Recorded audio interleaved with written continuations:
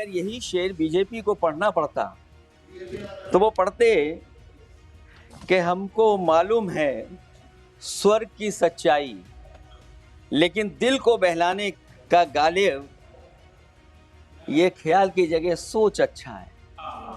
Budget पर सबसे पहला सवाल यही है कि डील पहले बनी है बजट।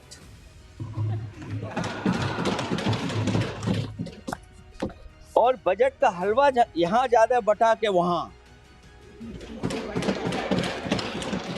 और भारतीय जनता पार्टी का ये पक्ष है कि हम लोगों ने दुनिया में बहुत सारे देशों से फ्री ट्रेड एग्रीमेंट कर लिया है। सभापति महोदय, मैं भारतीय जनता पार्टी की सरकार से जानना चाहूंगा, अभी कितने देश और बचे हैं जिससे आप फ्री ट्रेड एग्रीमेंट नहीं कर पाएंगे? कुछ ऐसे भी देश बचे होंगे शायद जिनसे आपकी इच्छा होगी कि हम फ्री ट्रेड एग्रीमेंट कर लें। ये बजट दिशाहीन है।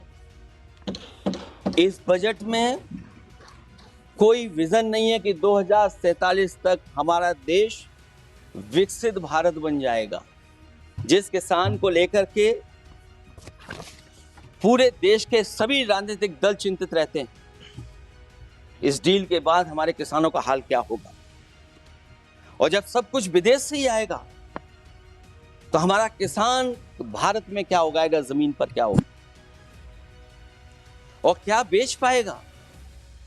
सभापति महोदय, सरकार ने बड़ा बजट पेश किया, कहा कि हम एग्रीकल्चर इंफ्रास्ट्रक्चर तैयार करेंगे, एग्रीकल्चर इंफ्रास्ट्रक्चर से हम मंडियां तैयार करेंगे, बाजार तैयार करेंगे, एमएसपी लागू करेंगे। हमारे किसान जब काले कानून के खिलाफ लड़ रहे थे, बड़ी संख्या में जान चली गई, उसके बाद सरकार कहीं पीछे हटी और उन्होंने काले कानून वापस लिए। लेकिन आज भी किसानों को जो कानूनी गारंटी मिलनी चाहिए वो अभी तक एमएसपी की कानूनी गारंटी सरकार नहीं दे पाई। और जो तेज क्रॉप और हॉर्टिकल्चर क्रॉप और दूध को लेकर के सरकार दावा करती कि हम सब्जियां इतना, हॉर्टिकल्चर क्रॉप्स हमारी इतनी ग्रो कर गई हैं, हम दुनिया में इतना पैदा कर रहे हैं। दूध के जब आंकड़े बताते हैं कि दुनिया में हम दूध का उत्पादन इतना कर रहे हैं, और अगर आपका बजट ही विकसित भारत का बजट है तो हमारे हॉर्टिकल्चर क्रॉप्स और जो हमारा किसान दूध का उत्पादन कर रहा है, दूध का उत्पादन हो रहा है, उसके लिए एमएसपी की गारंटी कब देंगे? और गारंटी हम लोग इसलिए मांग रहे हैं क्योंकि उसको घर कैसे बनाएगा, घर कैसे चलाएगा, अगर उसको लाभ नहीं मिलेगा, बच्चों को कैसे पढ़ाएगा, अपनी बेटियों को हंसी खुशी विदा कैसे कर पाएगा? और इधर तो जहां फसल की कीमत नहीं मिल पा रही है, सभापति महोदय, सोने के भाव कहां पहुंच गए? पहले गरीब सोचता था जब हम अपनी बेटी की विदा करेंगे तो कुछ सोने का एक सामान खरीद करके दे देंगे उसको। जैसे जैसे बीजेपी की सरकार चली और आगे बढ़ती गई, 12 साल ऐसे हैं आ गए कि अब तो चांदी तो दूर, अगर यही सरकार चलती रही तो लोहे पर पीतल चढ़ाकर भी गरीब अपनी बेटी की विदाई नहीं करा पाएगा।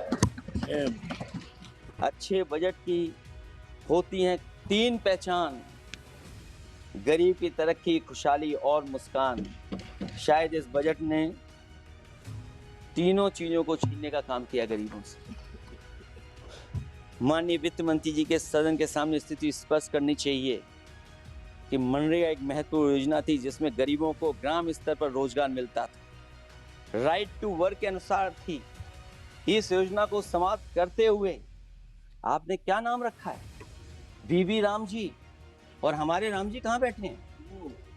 कहाँ है हमारे राम जी? पीछे बैठे, जिन्हें बचपन से हम देखते आए राम जी। ये हमारी खुशकिस्मती है कि राम जी सदन में बैठे हैं, लेकिन आप राम जी का अपमान कर रहे हैं। आपको उनको यहाँ नहीं बैठा सकते, आपको यहाँ बैठाना चाहिए नंबर 2 पर।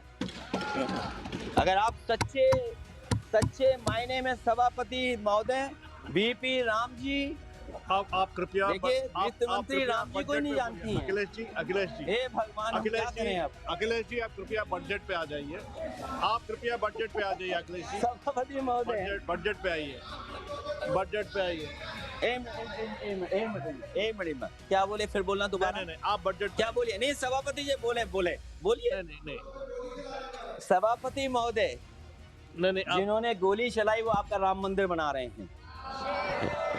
सभापति महोदय, जिन्होंने गोली चलवाई वो राम मंदिर बनवा रहे हैं। अगर कुछ पता ना हो तो जाकर के पूछ लेना, पता कर लेना। आधी अधूरी जानकारी के साथ मत आया करो यहाँ पर। अब आप बताइए सभापति महोदय, बीबी राम जी नाम बदल दिया आपने। यूपी जैसा बड़ा स्टेट, उसको क्या मिलेगा अब, जहां पर 1000 ग्राम सभाएं अर्बन हो गई हैं। जब 1000 ग्राम सभाएं अर्बन हो गई हैं और 40% व्यय प्रदेश सरकारों पर डाल दिया गया है, ये स्कीम कैसे चलेगी आपकी? मैंने पहले ही कहा था कि एमएसपी की लीगल गारंटी मिलनी चाहिए। और जिस तरीके से किसान आत्महत्या कर रहा है, एनसीआरबी के आंकड़े सरकार के पास होंगे कि किसान कितनी आत्महत्या कर रहा है। जिन्होंने ये कहा कि 2022 तक हम दोगुनी आय कर देंगे। हाँ बताइए, आलू के पैदावार की क्या आय दोगुनी हो गई? धान की पैदावार करने वाले की आय दोगुनी हो गई। आपको गाय से बहुत प्रेम है। हमारे क्षेत्र में खुद एक काऊ मिल्क प्लांट बना, यूपी का पहला काऊ मिल्क प्लांट। आपकी सरकार ने उसको बंद कर दिया। आप कहते गाय की सेवा करो, लेकिन पहला यूपी का काऊ मिल्क प्लांट वो आपसे बंद हो गया।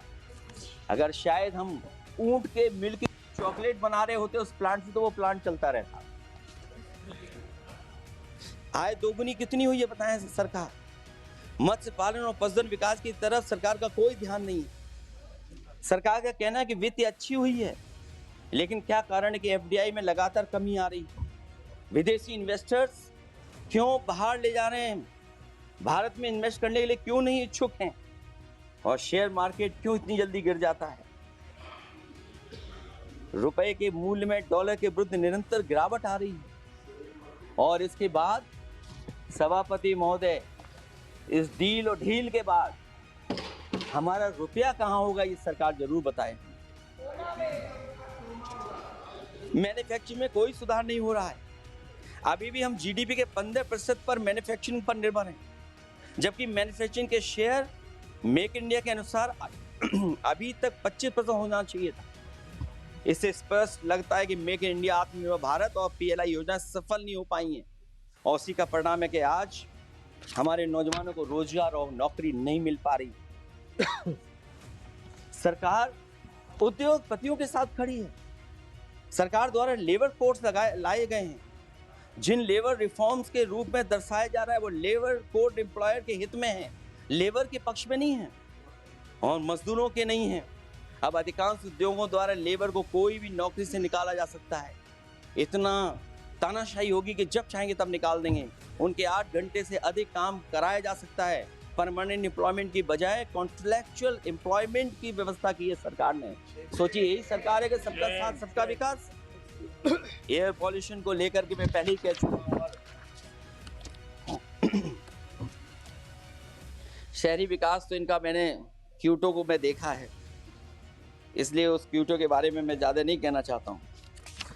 अंत में मैं इतना ही कहूंगा कि स्वास्थ्य और शिक्षा के केवल 10% और 14.2% बजट बढ़ाया गया है, जबकि पिछले वर्ष का पूरा बजट इन दोनों मदों में खर्च ही नहीं किया गया। आखिरकार सरकार बताएगी खर्च क्यों नहीं हुआ है, क्या कारण है किसकी वजह से खर्च नहीं हुआ है। जल जीवन मिशन में 50,000 करोड़ रुपए खर्च नहीं हो पाए हैं और प्रधानमंत्री आवास योजना में 40,000 करोड़ रुपए। और हमारे देश के प्रधानमंत्री ने गांव गोद लिया था, वो लगता है उस गांव को अनाथ छोड़ दिया है प्रधानमंत्री जी ने। वो गांव ही अनाथ छोड़ दिया है। आरबीआई के डेटा के अनुसार इनकम में जो नीचे 80% हैं, उनकी इनकम का शेयर 36% से घट करके 32% हो गया है। और हर वर्ष में रियल वेजेस 2% कम हो रही हैं। आखिरकार इसका कारण क्या है? मुझे उम्मीद है सरकार बताएगी कि इसका कारण क्या है कि जिसकी वजह से लगातार गिरावट होती जा रही है। मैं रैंकिंग में नहीं जाना चाहता हूं कि हमारी रैंकिंग कहां है, गैर बराबरी की रैंकिंग में हम कहां पहुंच गए, हम कितना नीचे पहुंच गए हैं। जो तरह तरह की रैंकिंग समय समय पर आती हैं, उन रैंकिंग के बारे में सरकार को ज़रूर पता होगा कि हम एजुकेशन इंडेक्स में कहाँ हैं दुनिया में, हम हेल्थ इंडेक्स में कहाँ हैं दुनिया में, और जो एयर क्वालिटी के इंडेक्स है उसमें हम दुनिया में कहाँ हैं। इसलिए सभापति महोदय, मैं अंत में इतना ही कहना चाहता हूँ कि ये बजट दिशाहीन है। 2047 तक विकसित भारत तो नहीं बनेगा, लेकिन हमारे गरीबों के साथ बहुत अन्याय होगा। जिस तरह एआई पे बात की गई है, एआई अगर अच्छाई और भलाई के लिए हो अच्छी बात है, लेकिन पता नहीं भारतीय जनता पार्टी पे कितना रिसोर्सेज हैं कि एआई और जितना भी हमारा वो है जो बजट है वो सबसे ज़्यादा खर्च वो करते हैं दूसरों को बदनाम करने के लिए। इसलिए इन्हीं शब्दों के साथ मैं सभापति महोदय का धन्यवाद देता हूं। मैं उम्मीद करता हूं कि सरकार इस बजट को गरीबों की तरफ मोड़ेगी, पीडीए के लोगों की तरफ मोड़ेगी, जिससे वो भी मुख्य धारा में